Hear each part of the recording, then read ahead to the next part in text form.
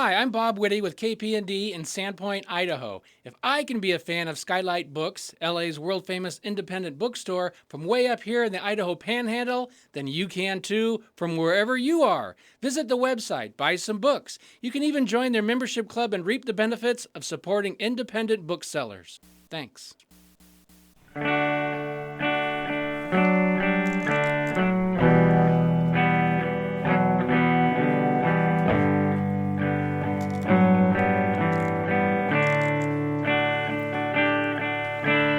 Meet me on the softer side. Meet me on the softer side. Softer side of your heart. Hi there, and welcome to the Skylight Books Author Reading Series. You can find out about this and all of our other author events at www.skylightbooks.com, where you can also browse our inventory as well as order books online. You can also follow us on Twitter or even be our friend at facebook.com. If you'd like to talk to a real person, we can be reached at 323-660-1175. And don't forget, Skylight Books depends on listeners like you to help support us. So whether you're in our neighborhood or browsing online, buy a book or two to help ensure that we'll be around for a long, long time. Thanks and enjoy. But enough of that, enough of that, because tonight we're going to have a wonderful literary force named Michelle T. You can do better than that. She came all the way from San Francisco. Come on. She's on tour with Sister Spitz, okay? Great, thank you. And she really is a literary force. She is an incredible writer. What I love about, when I saw Michelle T was coming, it wasn't that she was just coming, she was also coming and bringing a bunch of people with her. And that's what she's all about, helping other writers become better writers and make the world a much more literary place. And we're always happy to have her here. Ladies and gentlemen, please welcome Michelle T. Thanks, Noelle. So great to see you. I love this bookstore so much. This is the first bookstore that I ever gave a reading in as like a person who was getting a book. Like the first, I have a book coming out. I'm going to do a reading. And it was here. And this is still one of my favorite bookstores ever in the whole world. So we're here because Sister Spit is collaborated with City Lights Books publisher in San Francisco, and we're doing an imprint where we're going to publish 2 to 3 books a year of people who have toured with Sister Spit, will tour with Sister Spit, and the debut book is an anthology of a bunch of people from the past 15 tours or something, or 15 years of tours. And I wrote a little intro. I'm going to read part of it, and then I'm going to start bringing people up. Let me see. So Sister Spit started as an all-girl open mic in San Francisco. So that's what, and I just started with Sidney Anderson, who's a poet who's now a filmmaker who lives in New York. So that's what that is. After 2 years of hosting our weekly event, Sidney and I were burned out. We called Sister Spit quits and took a break. I started playing drums in punk bands. I wasn't great, and neither were my bandmates, but that didn't stop us from hitting the road on a month-long tour up and down the West Coast. Riot Girl and Homocore were still raging. We played the Supergirl Conspiracy conferences in Santa Barbara and Seattle. We were part of a festival in Portland that Slater Kinney headlined. We played at the famous Capitol Theater in Olympia, Washington, and members of Team Drush were in the audience. We made enough money to gas the van, and that was it. We slept on the floors of strangers. We drank their beer and bummed their cigarettes. I remember selling the book I was reading to a used bookstore so I could get $5. I remember scraping nickels together and purchasing a granola bar from a plaid pantry, my breakfast, lunch, and dinner that day. When I got back to San Francisco, I was exhilarated and bummed. Bummed because I had to quit my band. We were a dysfunctional family and I couldn't take it. Also, after all the easy camaraderie I'd found with other poets and writers, the snootiness of the music scene was an annoyance. I put down my drumsticks and returned to my notebook. I met up with Cindy and some friends at a Mexican restaurant to regale them with tales of my travels over margaritas, and the idea for Sister Spit's Ramblin' Roadshow hit us in a burst of drunken genius. By my sorry standards, the punk tour I'd just survived had been a success. I'd seen parts of the country I'd never known. I'd spied what the larger queer scene looked like. I felt the thrill of performing for crowds of strangers. I woke up on the shag-carpeted rug of a punk house feeling worldly and wise, like a train hopper or a real beatnik. I felt freedom and it felt rad. If my crappy punk band could go on tour, why couldn't a bunch of poets? The writers I'd come to know through Sister Spit were way more talented than my band. And unlike the band, which relied on an audience who enjoyed our particular brand of obscure, noisy, atonal, instrumental math punk, the stories and poetry of the writers we knew had a more universal appeal. Cindy and I went to work booking a one-month national tour. It is worth mentioning that I made $12,000 that year, and Cindy no doubt made the same, if not less.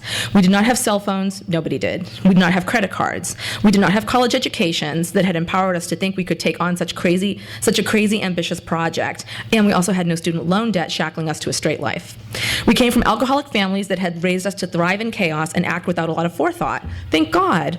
If we had known what we were setting out on, what would be a $10,000 adventure, we would have never taken it on. But we didn't know anything. Town by town, we booked shows, mapping our way across the USA. We turned to Punk Bible Book Your Own Fucking Life, a how-to guide for touring bands published by Maximum Rock and Roll. We cracked open the cheesy Damron Traveler, the gay travel guides that always had a tanned fag by a swimming pool on the cover. We used it to hunt down gay bars across America, keeping an eye out especially for places that had drag shows, figuring they'd have a stage and a PA. We sought out slam teams in cities and towns and asked them to book us a show. We began a steady fundraising cycle, one benefit a month for the first 6 months, upping it to 2 benefits a month as the tour grew closer. One benefit would be a spoken word show, the next a rock show. We had a big dance party that netted us a whopping $1,000, the cost of our van, and a fancier performance where Annie Sprinkle let us auction off a pair of her pasties. In August, we hit the road with a lineup that included Eileen Miles, my favorite writer ever, Allie Liebegot, my other favorite writer and also best friend, Harry Dodge, the performance artist who ran the Bearded Lady Cafe, epicenter of all things queer, artsy, and punk in 1990's San Francisco, and many others, 13 total, including our heckler and roadie, Sash Sunday. 2 van loads of queer performers taking off into the place we'd fled, America. Town after town greeted us with sold-out shows, friendly strangers who clamored to cook us spaghetti and meaty brunches. We drank for free and sold our work to older lesbians in Charlottesville, North Carolina, to hot bar dykes at Meow Mix in New York, to goth girls in Houston, Texas, and FBI agents in Washington, D.C. This is all true. Drag queens in New Orleans, preppies in Boston, salty dogs in Provincetown, punks in Atlanta, and thespians in Greenville. Macho slam poets in Austin and frat boys in Las Vegas. Literary folk in Buffalo and activists in Philly. Everywhere we went, we found our people, and they were and were not who we thought they would be. Our country welcomed us. Incredibly, we realized that we belonged here. Our worlds got bigger, and we returned to San Francisco changed. At the end of the month, we were able to pay 12 writers and 1 roadie $80 for their month of exhausting 24 hours a day work. Those days feel far away from the tour I'm on today. I wrote this in April when we were on tour. I expect the engine in the van we're driving won't crack and die on the Alabama-Mississippi border at midnight on a Friday night, forcing us to sell it for parts and continue our trek illegally transporting 8 passengers in a cargo van without seats. Probably the starter won't die, requiring me to crawl under the van and whack it with a hammer in order to turn on the van. We called that hammer time. I'm willing to bet cash money that our van won't overheat so severely that we actually can't turn it off for fear that it will not turn back on again circa 1998. No one will have to lead us in group van visualizations of cool snow falling on our overheated engine or icicles dripping from the vents. If this van we are in right now were to burst into flames the way some wires did on our 1999 tour, well, I'd be shocked. Our intrepid drivers are not having to keep their foot wrapped in a wet towel in order to withstand the heat of the gas pedal. No, we are in a rental van, a long black passenger van we rent from a company that rents vans mainly to bands and who name each of their vans after a female musician. We're driving in Harriet, but we can't figure out who Harriet is named after, so we've been calling her Elvira. When we pull into town tonight, we have a place to stay. Not like the show in the 1990s when I would shout into the mic at the close of the show, "Hey, can anyone put us up for the night?" Someone always would. Once that someone was a girl who neglected to tell us her home was a very, very small apartment in some housing projects, which was already pretty crammed with ferret cages. Another time, Sister Spit performers all fell asleep on a stranger's futon, only to be woken up at 6 in the morning by a couple of skinheads who'd come to repossess their sleeping furniture. In Tucson, a performer slept in a clawfoot bathtub. It was the coolest spot in the house. We slept in bunks on women's land in the south, no electricity, chiggers in the grass, and dike-biting pike in the lake we swam in. Hold on, Dorothy Allison, sprawled out barefoot next to me in the van, has started telling a story about the time Sapphire read her poem Wilding, and the violence of the beautiful work drove out half the audience, including Angela Davis. I tried to refocus, but then Cassie J. Sneider twisted around in the front passenger seat and asked me if there had ever been any drama on Sister Spit tours, and I was off and running for a good hour, detailing, without ever mentioning a name, the time 2 alcoholic members fell diabolically in love, carved hearts on each other with razors as the sun came up, and got dragged to a morning AA meeting by the tour's 2 sober members. Or the time our new roadie tried to run away from the tour in the middle of the night because the poet she'd kissed in a bar bathroom then kissed someone else in a bar bathroom. The heterosexual performer who had an end-of-tour meltdown screaming, "I need men and meat," after too much time spent among vegetarian lesbians. The dinner brawl prompted by one tour member whipping a dildo from his pants and daring a circus performer we'd befriended to fillet it. A rogue Catholic in the back of the room, this was in Boston, was violently offended and started menacing us all, so I jumped into action and hurled a jar of Grey Poupon at his head, sparking rather than quelling a raging fight. Then Dorothy asked if there had been any romantic dramas on Sister Spit, and I detailed the hookups and breakups the tour had inspired. 10 breakups have happened on the road, plus 8 hookups, 2 resulting in marriages and then subsequent divorces. I finally shut up and tried to turn back to the task at hand, only to be distracted by Brontez Purnell talking about his father back in Alabama, freaking out on him for not owning land. "How are you going to get beans? You're going to go on some white man's land and they're going to kill you." And Brontez back in Oakland going, "Huh? I get my beans at the grocery store." I started Sister Spit because I wanted to go on a massive road trip and I don't drive. I started Sister Spit because I had a vision of a group slumber party with all the most interesting people I've met. I started Sister Spit because I was frustrated that all of my friends were wild geniuses and the rest of the world didn't seem to know this. And the bonding in the van, the thrill of a new city every night, and the true joy and wonder on our audience's faces as they behold their new favorite performers, and their concept of what is possible in life gets cracked open a little wider. All these things make me keep doing Sister Spit every year. And then I just talk about all the things that are cool in the book. But you're just going to see that right now, because the book's going to come alive before your eyes, which is very exciting. So now I'm going to bring up the first reader, who's Harry Dodge, who came on the very, very first Sister Spit tour in 1997 and blew my mind. I didn't think he'd say yes, so I was really excited. And at the time, of course, Harry was one of the founders of the Bearded Lady Cafe, which is a really, really important place in San Francisco, a really important place in my life. And Harry's gone on to make the film By Hook or By Crook, and has had work shown in the Whitney Biennial, and is a great artist and teacher here in LA. Please welcome Harry Dodge. Thank you very much.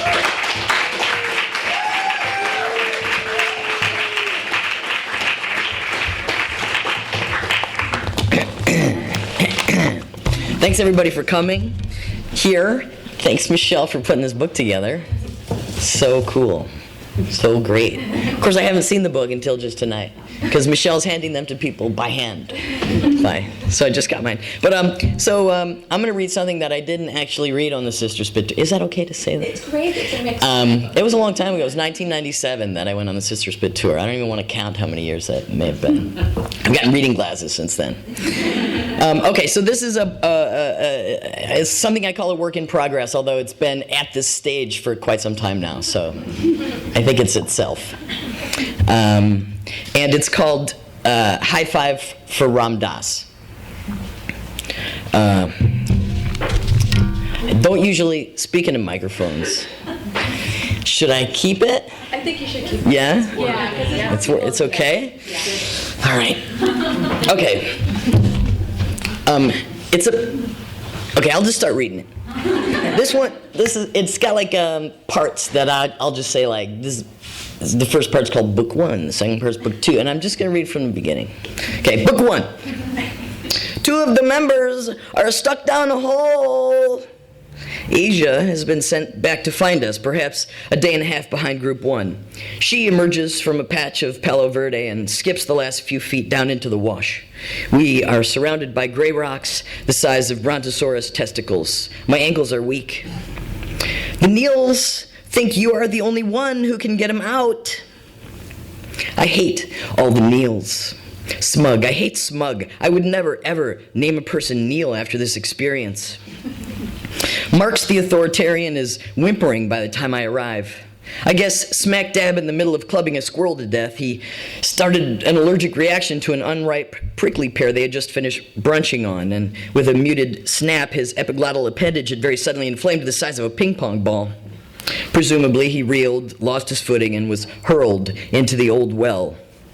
As an aside, at approximately 29 inches in diameter, it was a ridiculously tight opening and had to have been excavated initially by a real lazy motherfucker.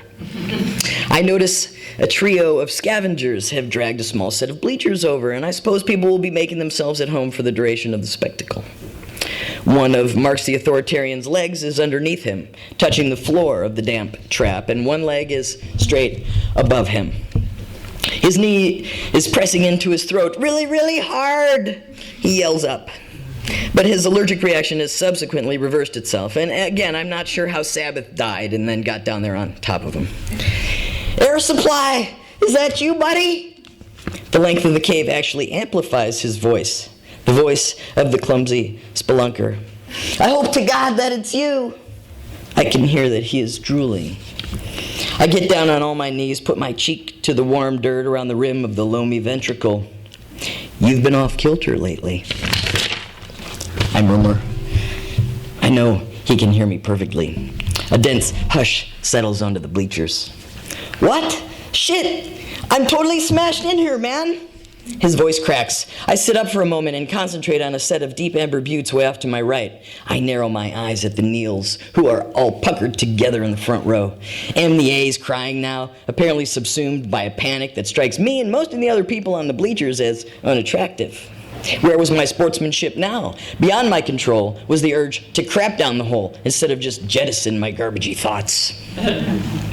Having been on the land the longest, by my count, I was both respected and regarded with suspicion. I had managed to become an outsider among the outsiders while living outside. Bruised with the psychic arrows discharged continually by the lingering specter of youth culture, you can take the young out of culture, I inarguably remained a being diminutive in physical stature and, more to the point, fundamentally narrow.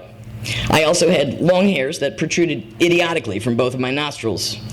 For these reasons, and some others I will refrain from mentioning, I was therefore best qualified for the dangerous mission that was to follow. Spirituality is a mean, nasty chicken snatcher, I said down the hole. Spirituality! I tilted my head away from the earthy orifice in a covert address to the remaining bystanders. Spirituality, no matter how softy-soft you think it is, steals the marvelous from the physical world. I was totally off the point, and I knew it. A renewed round of sobs arose from the soggy grotto. What are you driving at, air supply? His cries sounded like a dog yelping. I felt like killing him. Let's eat him after you pull him up, Neil Sedaka suggested. His tiny flipper fangs wriggled almost imperceptibly just off his clavicle. Book 2. Shortly after I was able to sit up, my mother strapped me to my potty seat and left me there for just over 3 years. I still have calluses on the back of my thighs to prove it. She managed to feed me now and then, empty the bowl on most days, and wipe me down biennially, but she never said a damn thing in my direction. I was just like a little tunnel, respirating, memorizing the lines of the dim doorway, the knob, a glowing yellow shade over my left shoulder. Sometimes I heard her crying, padding around in her slippers. One day she killed a cat in the downstairs foyer. City workers eventually found me there, a little filthy pink Rodin, pooping. I was real skinny. At that point, so the story goes, I wanted to know the words for everything. Humans are funny and stupid. Why would I want to know the words for anything? We have like cookie cutters instead of brains. I met my one good friend at the agency, though. There are a lot of feral kids there, or partially feral. But the best one was a kid they rescued off a Patagonian plateau a few years before. He had been in the wilderness there since he was 4 and a half, tending sheep. Enslaved, apparently, and neglected. And he never really cared to speak. He was barely managing his daily chorus. I'd gladly go back. Over a late lunch one day, when he keeled over of a brain aneurysm, I tried to help him, but I thought he was choking on a French fry and was way into the Heimlich thing when the EMTs showed up and noticed the blood balloon forming on the side of his tender, eager, little enslaved head. I miss him, though, don't get me wrong. I can still hear his tiny whispering mantra. Probably he's why I ended up on this land, trying to figure out how to get Marx the authoritarian out of his hole. My preludial phases are most effectively characterized by the sentence fragment that follows. A bunch of ass-eating jumbos. The assorted biological anti-fruits of my failed gene enhancements are, however, at this juncture quite striking, and I have to admit, have garnered a certain amount of praise and or erotic attention. Chicks dig me. Life as an earthling without outer ear cones, less one arm, and with 3 spindly little brittle bone bird legs has not been as wholly joyless as one, not in the know, may imagine. There are thousands of us. Narrows, we're called. Our bodies are more cylindrical, although the difference is negligible and for the most part imperceptible, and our ribs are also very flexible. And when it counts, I can fit into places that are most certainly a pretty tight squeeze for the old guard. Book 3. We are allowed to bring 5 pounds in with us. Like Heredity, where you show up with a certain load. Primeval gifts we give ourselves. I bring in a very lightweight sleeping bag that frays and disintegrates over the course of my first week. In addition, I bring in a stack of pornography, which comes in handy as a blanket until I perfect the employment of pine boughs, coal beds, and various terrain-appropriate shelters. Chicago, Asia, Fleetwood Mac, we're all given soft rock names when we arrive. The goal is a resynthesis of the worst of contemporary culture, vaccinations. Sometimes someone gets the name of a person who didn't do soft rock. One guy got the name Lee Iacocca. And another guy, his lover, who they came at the same time, got Simon Windsor, who directed Free Willy in 1993. No one on the land knows who the original Simon Windsor is, but Simon Windsor, the guy from our group, feels okay even not having a famous name to live out the rest of his days with. Another guy got the name Marx the Authoritarian, which I thought was nice because it rhymed with Conan the Barbarian. He was just a little guy, though. Like me, he was really nice and kind of wispy. There's only been one baby born into the community. Eagles and Bee Gees had a perfect little hermaphrodite, which they call the brown dwarf. Brown dwarfs are this type of star in actual outer space that never lit on fire. They have a lot of mass, but not enough to create the explosion that would light them up, so they account for some of the mass or gravity that certain near galaxies exert, but we have no way of seeing them because they do not emit light. They apparently have a sucking capability that does not rival a black hole. It is a brown dwarf, a mysterious blob of as-yet primordial ooze, awaiting assignment like universal stem cells. Once a week, Neil Sedaka goes out and liberates a capitalist. We roast him whole like the pig he is with an apple in his mouth and then eat him without using our hands. Again, the idea is unification, wholeness, so we don't disassemble the corpse, and also some hair of the dog stuff to keep us on our toes. We do this weekly, did I say that? And while we eat, we chant, "Unit guy, unit guy." Shim's our mascot. A being with just a body, no appendages or holes at all. I think of him like a cross between Casper the Ghost and an octopus. I don't know why. We trance out during these group be-ins. I like it a lot. I happen to know that pretty much all matter is made out of the same stuff. These tiny little things called strange, charm, and neutrinos. Objects and organisms just form and reform out of the ooze. There are certain particles that are especially attracted to other particles, so that's why certain forms are really common as far as the observable universe, like iron. The whole core of the Earth is a hard iron ball, and then a bunch of liquid iron around it. And hydrogen is the most common. That's what most of the stars are eating. 92% of everything is hydrogen. It weighs 1. A lot of people have done research around why, for example, humans don't just fall into a pile of iron and hydrogen. It's because we're in a struggle with the sun's heat, apparently. The organism stays organized as long as it has a task. If I had to make a molecule out of humans, Ram Dass would be the proton, Barbara Streisand would be the electron, and Ted Kaczynski as the neutron. In moments of glee, members will often yell out, "High five for Ram Dass!" and slap hands about face level. It is not that high of a 5. This salutation is apparently particular to this land and this membership. They were doing it pretty often, even on the very first day I arrived. Thanks, that's all I'll read, but the rest is in the book. Thanks so much.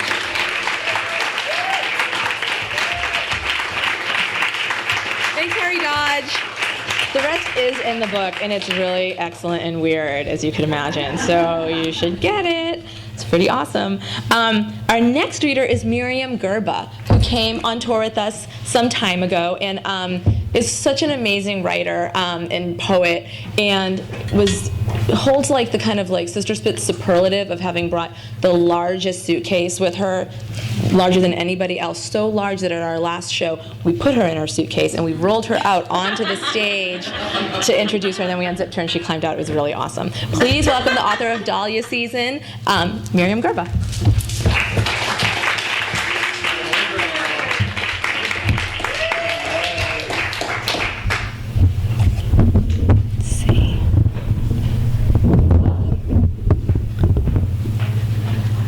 Mother-to-be.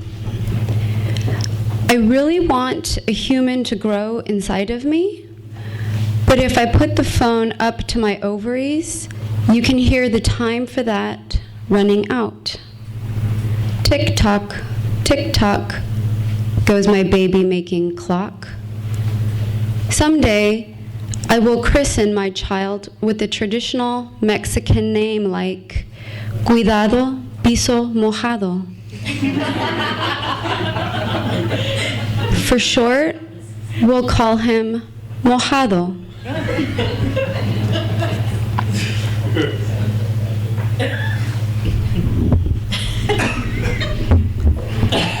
Did you really think I'd name my baby Caution Wet Floor or Wetback? Here are the baby names I'm considering for reals. Cuauhtémoc, Moctezuma, Huitzilopochtli, Tezcatlipoca, Tepezcuintle, Hatshepsut, Thoth, Borislav, Bob. Away with words. For a living, my brother does things with computers. Last week, after he went to a programming conference, he came over. We went out for Chinese. Serving him chop suey, I asked, "How was it?" He answered, "There was a whole lot of Asperger's going on." Computadora. The Spanish word for computer is a bordello. The Spanish word for heart attack eats beans, infarto. The Japanese word for mouth opens wide for a pap smear, coochie, coochie, coo. Would you let strangers say that to your baby?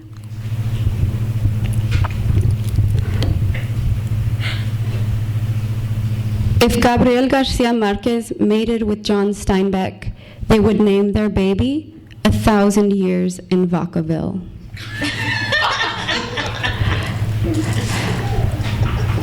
My Mexican great-grandma loved tacos de sesos, beef brain folded into corn tortillas.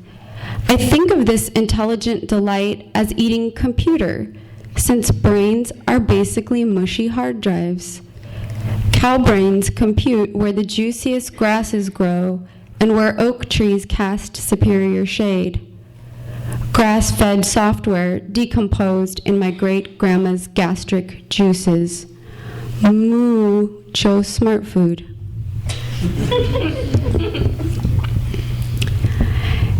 Ancient Aztec remedy for AIDS, Vicks VapoRub.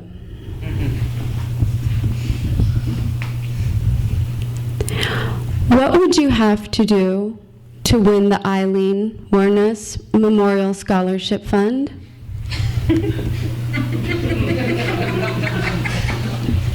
Be a psychopath? Be real ugly? Eat pussy because you have to? Live in the Everglades?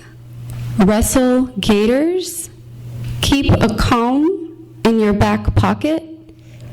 Raise man-hating to an art form? Promise to take women's studies seriously? Promise never to show remorse? Promise to proudly take your throne in hell beside a toothless dyke Persephone. Thank you.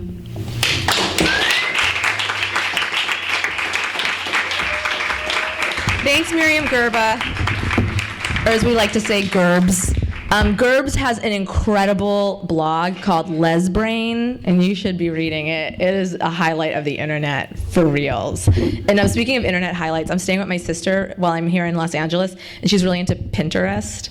So now I'm hooked on Pinterest, and now I have a new Pinterest account. I know you do too, Sara Seinberg. Don't just stand there flapping yourself. I saw all your little Instagram pictures of your meals on Pinterest. And so I basically I had such an internet bottom last night, like I've never had in my life. And I was up till 2 a.m. just like playing with my boards, just like looking at pictures. And so I'm really exhausted. So then I just drank a Red Bull type of beverage. So I feel like I'm slurring quickly for all of you. I just wanted you to know where I'm at. Okay, great. All right, so the next performer up here is Sara Seinberg, who came from San Francisco to be here. And Sara came on the very first Sister Spit tour ever in 1997, so she's full of stories. And I remember after we stopped doing Sister Spit, when I was just like, the tour, and I was like, thanks, man.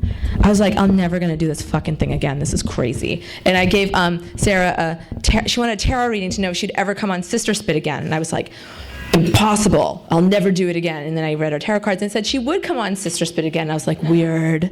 And then I did start doing Sister Spit again, and Sara Seinberg came on it. So tarot cards are real. Is this right? So Sara Seinberg is wonderful. She is working on a book called Pandora. We have an excerpt of it in the book. A word on the book. There's all kinds of different stuff in it. There's new work by people. There's work that people performed while they were on the tour, and there's diary entries. So it's like a mishmash. So please welcome Sara Seinberg.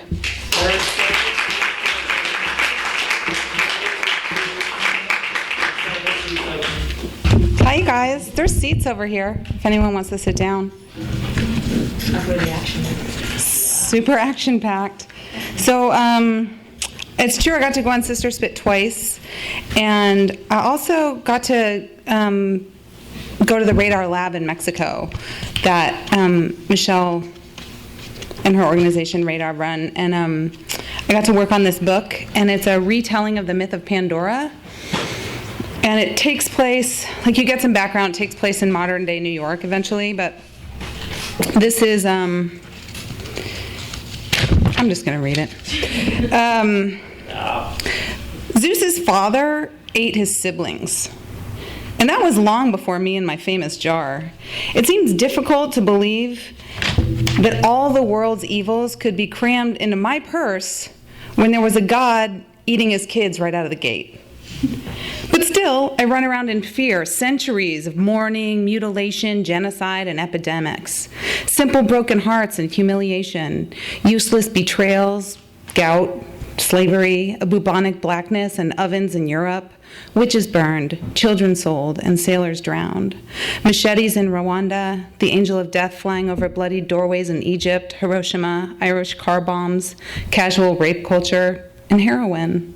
These things roam free, a herd of misery throughout time, but still, I lug the jar around, afraid it could get worse. Don't open the jar, Pandora, they say. Something terrible will happen.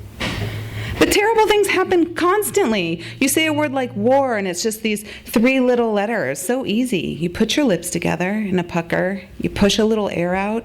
You roll an R at the end. Easy word. But inside it, the unimaginable. Unless you're there, then you don't have to imagine it. You have to live through it.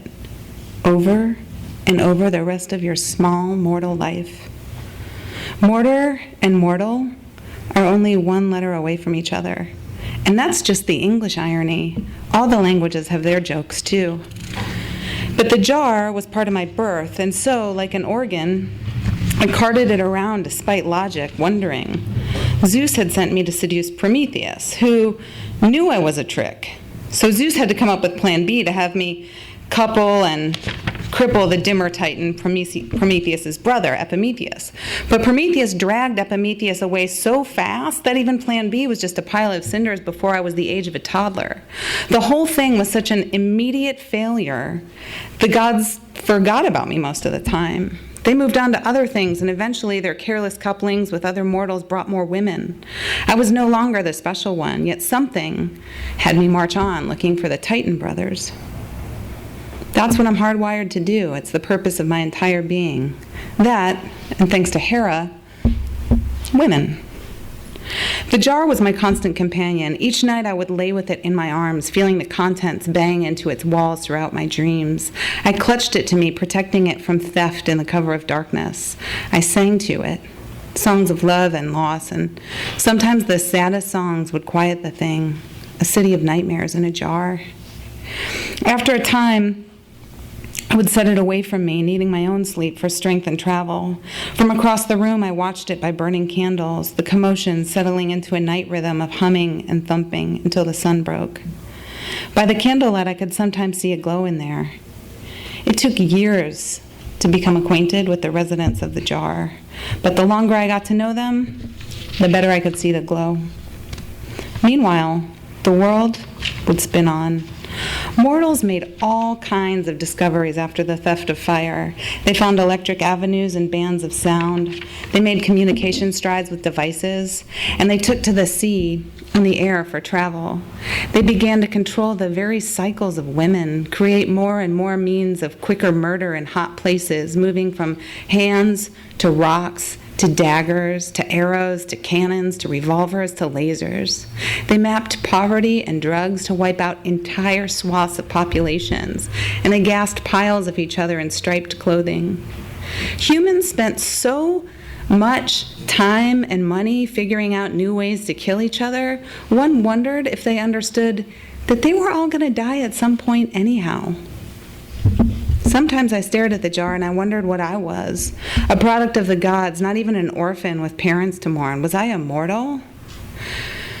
Adrift in the world with no peers, I would sometimes come upon a god who showed me kindness, protected me as a product of Olympus, and as often, I came across immortal cruelty, Ares showing off his warlike skills that would leave bruises for 16 years.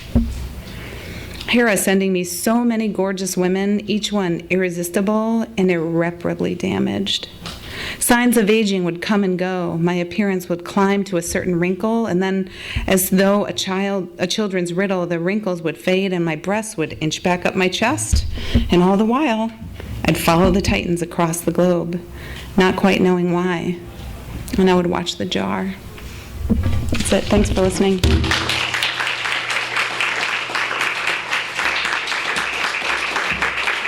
Thanks, Sara Seinberg.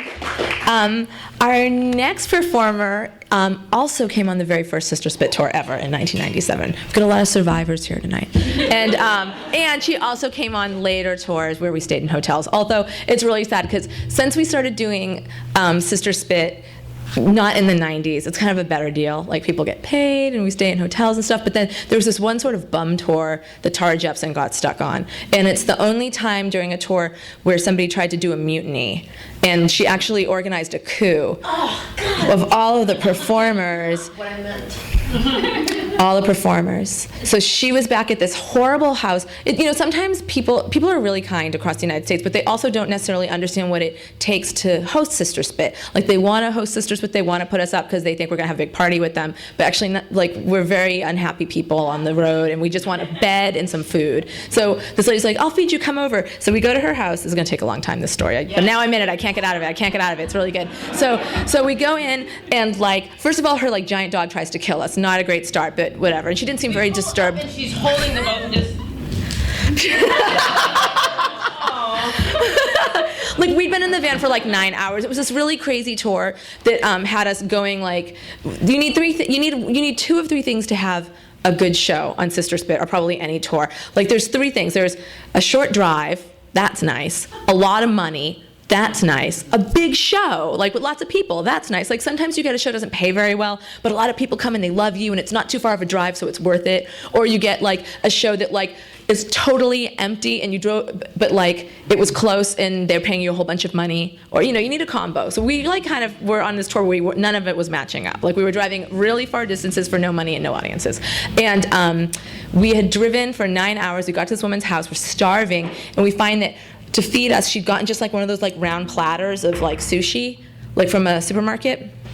And sushi's not that filling. And then she invited 5 of her friends over to hang out with us. And so there was 9 of us, and then the 5 friends. And then there was this one person who was walking around the tray in advance of eating, just taking sushi bits and turning them on their side as a way of like putting her key on the seat to save herself. She was saving herself a piece of sushi. But like nobody else have ever heard of this code. So we were just eating sushi, and then she was getting like really mad at us. The entire Philadelphia roll for herself. It was a little weird. It was a little weird. And then meanwhile, the woman who put us up, her live-in lover had decided, fuck all of this, and was in the pantry cooking herself a big pot of spaghetti. And we're just like, can we eat the spaghetti? And like, I think Tara actually tried to eat the spaghetti. No, somebody went in there, tried to eat the I food. did go in there to see it, but it wasn't revealed until right before our show, so there was no, like, there wasn't time to eat it. It's very sad. Right before we went, we walked in and we're like, wait, what? But meanwhile, there's like You're in a stupid sushi tray in the other room, and a little tray of, what's it called? decorative carrots. The carrots are artisan, yeah. Artisanal carrots. Yeah. Like a little skinny purple carrot, little skinny yellow carrot. They were very pretty. They had their top still on them, but they were put out for us to like eat. We wanted like tubs of beef jerky or something. It was really hard. And then we did our show, and it was really sad. And it was in like the last gay bookstore standing in America. It just was kind of like, you know, it would have been sweet to be there if like people had shown up, but there was like nobody there. I can't say. I just can't say. I won't say. So no, don't say. Because this person's really nice and still comes to all of our shows, and I would hate for her to know the truth, so that I'm telling this story. So then we went to her. So then after the show, a bunch of us went out to sing karaoke, as we do. Actually, just a few of us did, but Tara actually wrangled a whole bunch of people to go back home so she could plot a coup while we were singing karaoke. So by the time I got back, it was just a couple of people, but they had gotten to the house first, so they knew that our sleeping arrangements were actually really kind of gross and scary. And when we got there, she said, "We're not going on to Minneapolis. We're going to go stay with my mother in Wisconsin. We're going to hijack the tour van to Wisconsin and stay." And we didn't do it.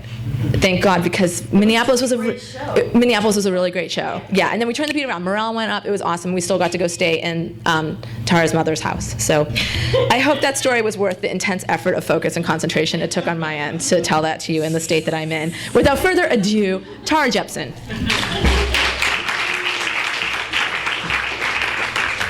That I just feel like such an asshole when I think, but it was, we were just drained.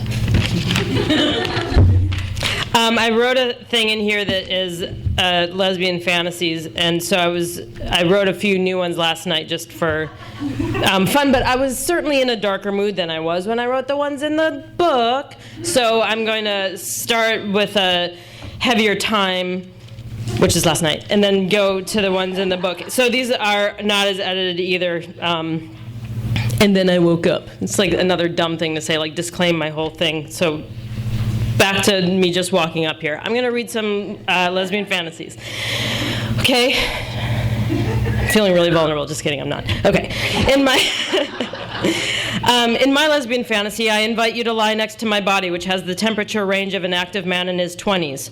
With time, you see I'm always too hot, directing fans and air conditioning at my furnace of a body, which betrays its true non-male gender through the use of gravity-beleaguered boobs, arms with the muscle tone of radio antennas, and a skateboarding style which looks like that drinking bird toy in the 70s, which explains the second law of thermodynamics. Beak in the water, butt pulls you back.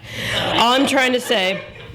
in my most successful Google ever last night, I found them online. I'm a terrible Googler, and that's completely in earnest, but I did do it. Okay. So all I'm trying to say is that my butt sticks way out when I skate, like I'm a table for every angry WNBA coach to throw her blazer on. Like I want to give you justice for everything warm you ever felt. In my lesbian fantasy, we ride off-brand 10-speed bicycles up a dark residential road which slowly snakes uphill. A subtle, extra-saturated darkness that recalls a cartoon kapow moves in the bushes, obscuring a drainage ditch. And though I know this shadow creature is a threat, we move forward at a steady pace and remain unmolested. Though I cannot understand how we know the way the road curves, we navigate without mistake and come to the top where swarms of soft fireflies swoop toward us and illuminate only themselves, respecting the darkness. And my last one from last night. In my lesbian fantasy, I line up every skateboarder I've seen riding unforgiving concrete deep in a heroin haze. I look into their rippling puddle eyes like they are clean toilets. I shave the head of the one who looks like he's wearing a black stewardess wig. I watch the back of his dirty and ragged brown pants pooch out in a triangle over his butt crack, showing no underwear. He turns his board and wobbles and recovers inconceivably from poorly executed turns and grinds on metal coping. His body rolls about like a lottery ball with his bones jangling inside, tumbling until they're captured respected and noted for their number. He drops in sloppily with wings of black hair like blinders, missing the 5-year-old boy in the deep end waiting to drop in. The rest of us stand in shock and dissociation, accustomed to watching people wound themselves, engaged more by the sweeping incongruity of his body like the cursive alphabet mingling with the print guys. Okay. Now I'm going to do I really also, because of the 1997 tour, now time myself because there was one night that we read, I think it was in like Charlottesville or whatever it was, and I just read a fucking really long time. Like, just something really horrifying, like 20 or 20, just something stupid with, 12 of us reading, and I got off stage and you were like, Michelle said, that was great, but it was really long. And I felt so bad, like such a goon, that now I'm on top of it. Okay. In my lesbian fantasy, I'm shoved out of a car driving on the highway at a moderate speed. I'm wearing a knee-length skirt, a simple cotton shirt with a collar, and I tumble out like a mess of broken broomsticks across the gravel and into the grass. It is dusk. I land next to a frog whose bagpipe body expands and contracts with a necessary function. I lie on the warm earth and listen to the frog's vocal rubber band boinging. I think of Foley artists. I think I am, for the moment, fully alive. In my lesbian fantasy, I live in a home entirely furnished with the most beautiful fake bear rugs with fake bear heads. White walls with dark wood trim surround me. The back door opens to a humming snarl of green. I eat fruit and drink wine and have one bear rug designated for sleeping, and my back never hurts. The other rugs are for entertaining guests, and we're always lying down but also sitting up. A fire crackles to the degree that we need it. It is also the mood of being liquefied butter. There is a notion of bongs, but no reality of them. If I ever have to move to a new home, I just roll up my rugs, break all the wine glasses in a detached and joyful ceremony, and pack up my big Chevrolet van. I have help, though I don't need it. Setting up a new home is simple, and the plumbing works perfectly, including incredible water pressure. My hair is always frizzy and huge. My pants never creep into my vagina. I remain limber, though ambivalent about yoga. My friends also drive vans. I hang out with independent adults and a couple really cool 13-year-old boys. I care desperately for the environment, and the only reason I don't sail around the world is I don't want to steer a ship all day. But I want to get lost in a wild pack of dolphins always. Not in a sexual way, but also in a sexual way. I'm going to do 2 more. In my lesbian fantasy, there are straight men sitting next to me explaining to each other how oppressed they are by their dates. They diagnose the women like idiots, throwing around terms like schizophrenic.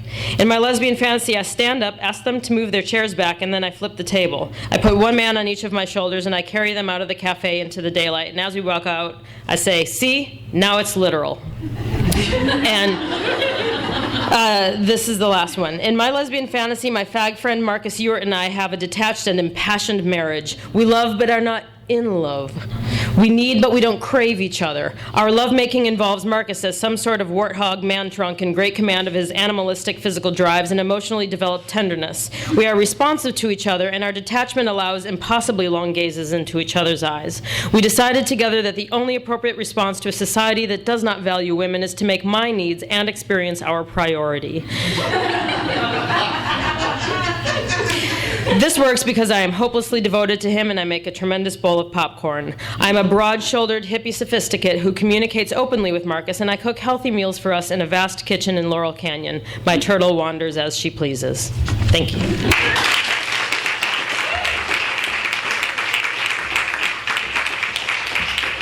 Thank you, Tara Jepsen. That was great. Our next performer just took a Greyhound bus here from Oakland in true classic Sister Spit fashion. I mean, really, Sister Spit should be traveling in a Greyhound. At least in the 90s, we should have traveled in a Greyhound. It would have made more sense. Cassie J. Sneider is fantastic. She's the author of the book Fine Fine Music, which there's copies of over there, and she did all of that art, and I think that she's selling it. Yes? Don't you want a Toms of Finland poster? Get it? Cassie J. Sneider is fantastic. She's going to read something tonight, but in the book, it's an art gallery of all of her amazing pieces. So make sure to check that out. Cassie J. Sneider.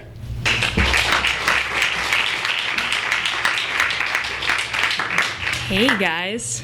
So I have all this art in the book, but I'm going to read something that no one's heard before. So this is like a wonderful privilege.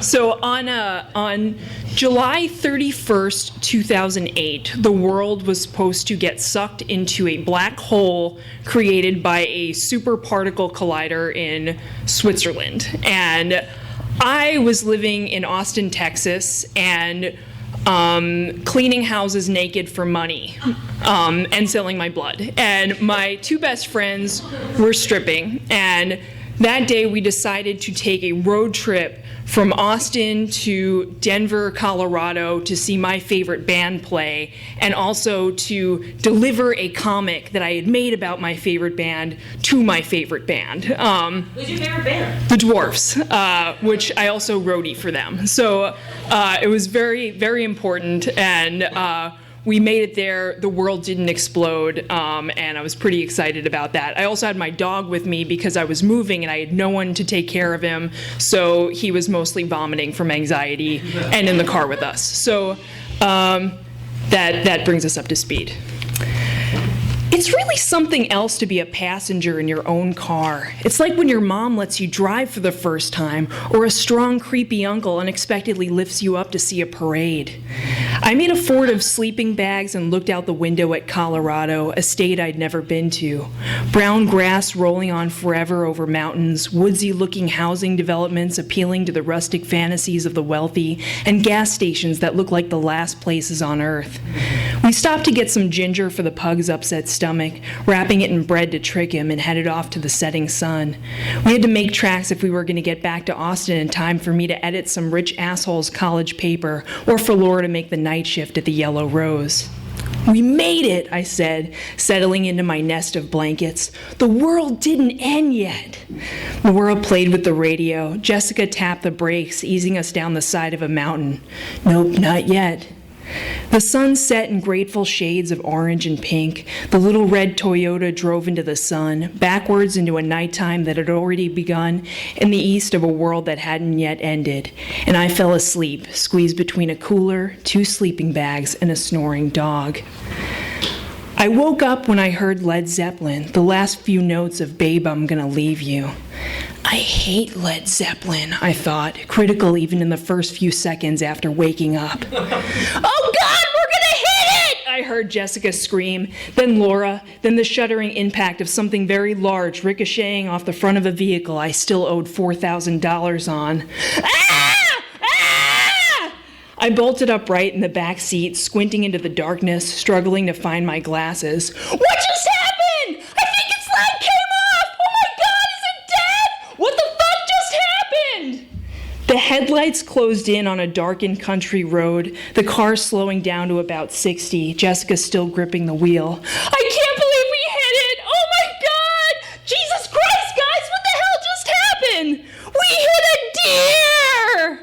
They answered at the same time. "Well, pull over!" Stopping had not occurred to any of us. I had not seen but felt the impact of the deer, so I was somehow the most calm of the three of us. Jessica slowed down and the car shook over the rumble strips until coming to a stop. I was the first out of the car, standing in the high beams checking the undercarriage. The front of the Toyota was annihilated, no doubt, but there were no leaks, no unusual sounds. I shouted into the wind of an 18-wheeler driving by in the opposite direction, and Laura popped the latch. I looked into the guts of my car. Jessica got out and stood beside me. It wouldn't get out of the road, and then it jumped at the car. Laura stood to my left. I think its leg came off. Guys, we could have died. That thing could have flown through the windshield. Then where would we be? Nothing's leaking. Nothing's making any noise. We got away really lucky. I'm sorry, Cass. Jessica looked at the headlight, broken under a twist of metal. Jessica, we could have died. The car's no big deal, really. Truthfully, this accident now brought the car to the point of erosion where I no longer had to care. It was kind of a relief. Laura stared into the grill, disgusted. There's fur in there. We all crouched and peered into the radiator. I stood back up. How about I drive the rest of the way back? I'm awake now, like really awake. Neither Laura nor Jessica argued. Jessica climbed into my nest in the back, and I clicked my seatbelt for safety. I restarted the car, and we drove slowly back down the highway. "It just seems like a shame, you know," Jessica piped up from the back seat. "What does?" I looked at her in the rear view. "To waste a perfectly good deer like that?" Dude, come on! Jessica and her 2 perennially unemployed roommates had gotten into survival and living off the land.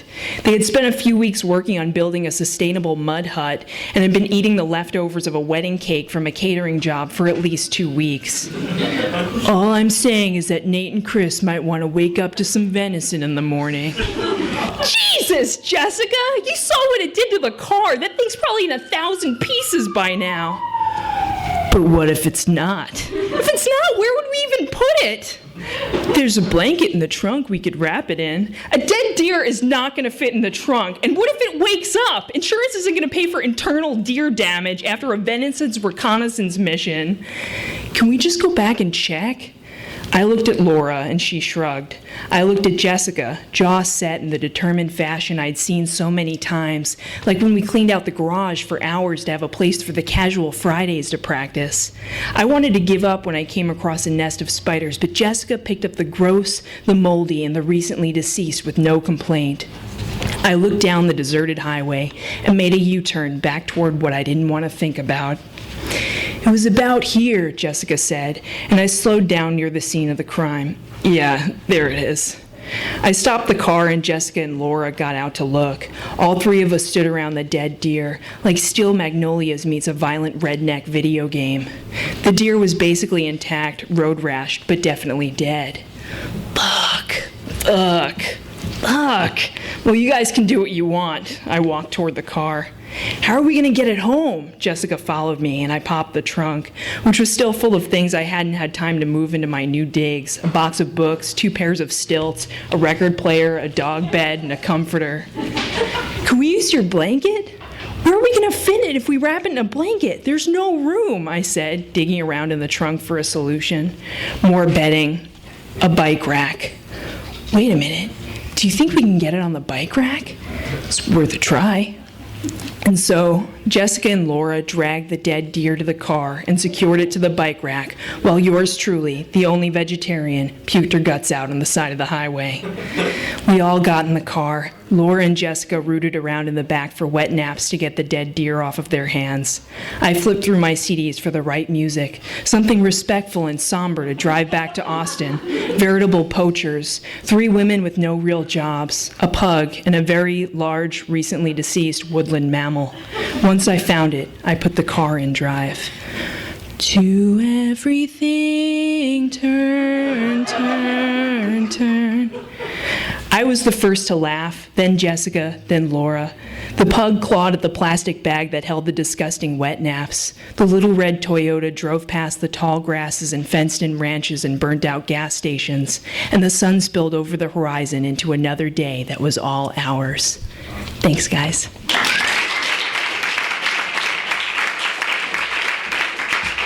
Thank you, Cassie J. Sneider.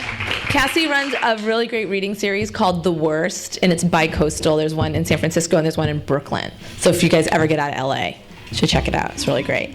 And then we have one final performer, and it's Blake Nelson, who's so fantastic. You know, Sister Spit started as an all-girl experience, and then it just stopped being that for a variety of reasons. But there was this one point when we were traveling with a trans guy who didn't identify as being queer at all. And I was like, there's really no difference between him and any other, cisgendered guy. So why don't we just bring whoever makes sense? And Blake Nelson makes so much sense on Sister Spit. He's the author, he's a really prolific young adult author. He's the author of Girl, which got excerpted in Sassy Magazine, which was all I needed to say really to get you in the tour. And he came on tour reading from his book Recovery Road, and he wrote a diary entry that's amazing. Please welcome Blake Nelson.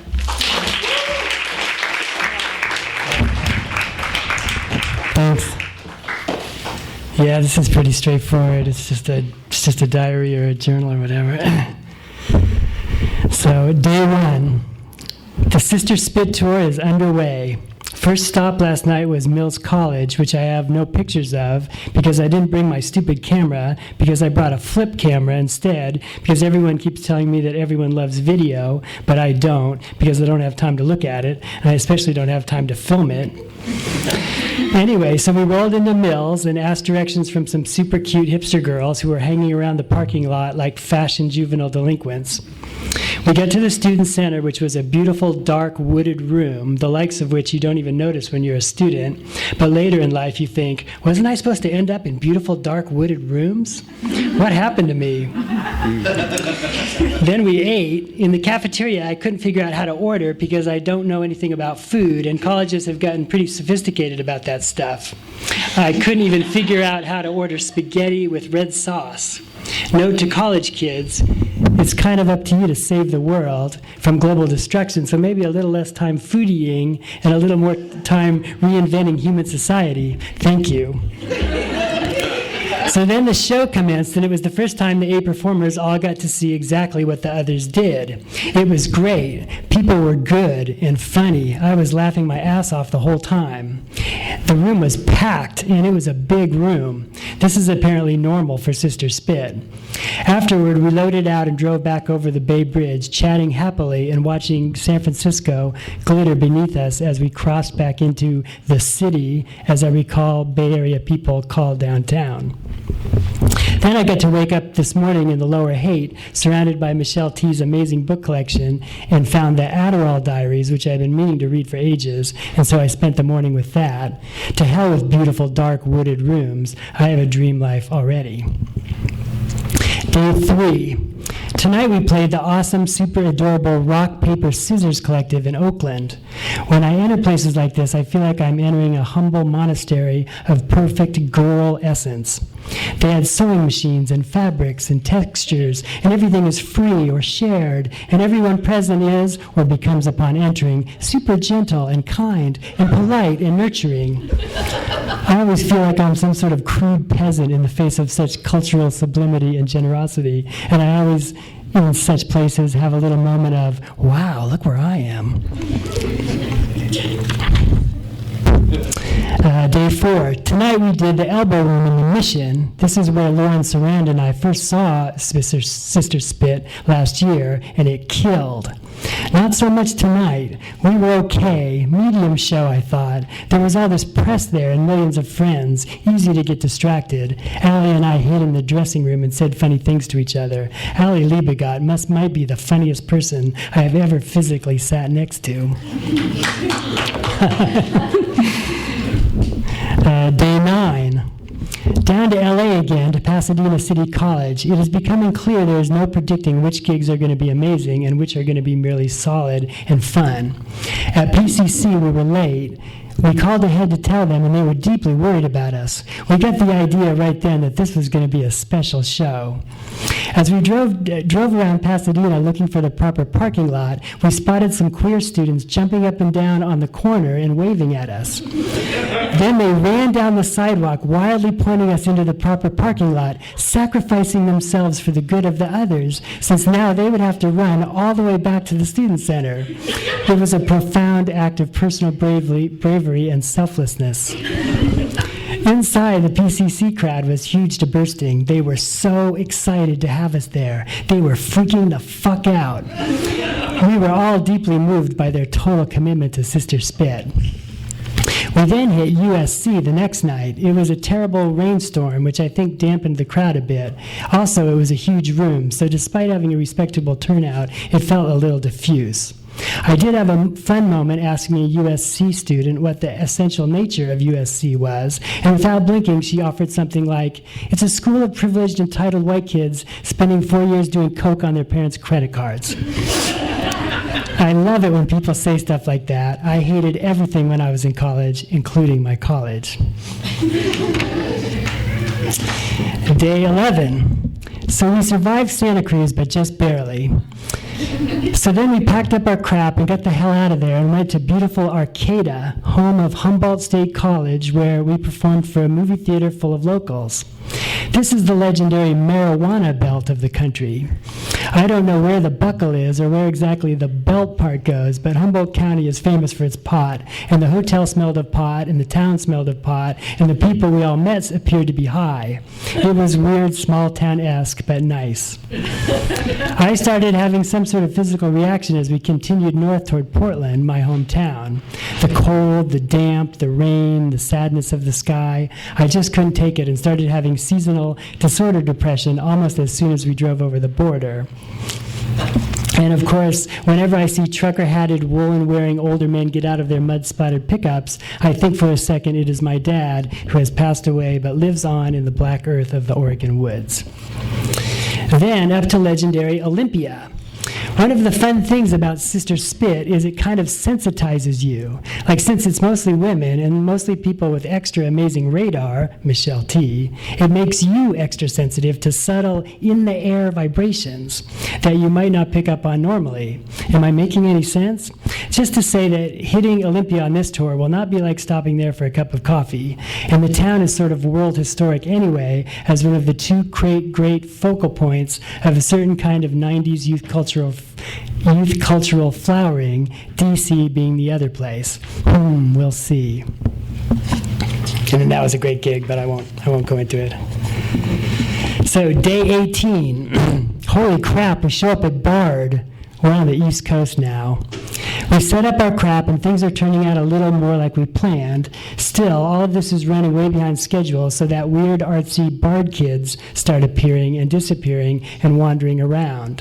One awesome girl had an eye-catching Karen O haircut and the weirdest, coolest face ever. I should have tried to chat with her, but why? They're just college kids. You talk to them and there just isn't anything there yet. That was really true. I thought that the college kids were going to be full of great insights. They were just morons. I mentioned this girl's haircut because I think that the yeahs were formed at Bard, and also because haircuts matter. A cool haircut by a single audience member makes a medium gig into a good gig. And this girl had a cute dress, too. She looked great. Wear cool clothes, people. Give back.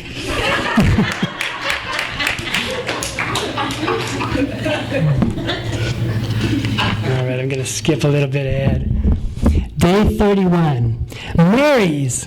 We only have 2 more dates on the tour. Everyone is so sad. It's been so frickin' fun.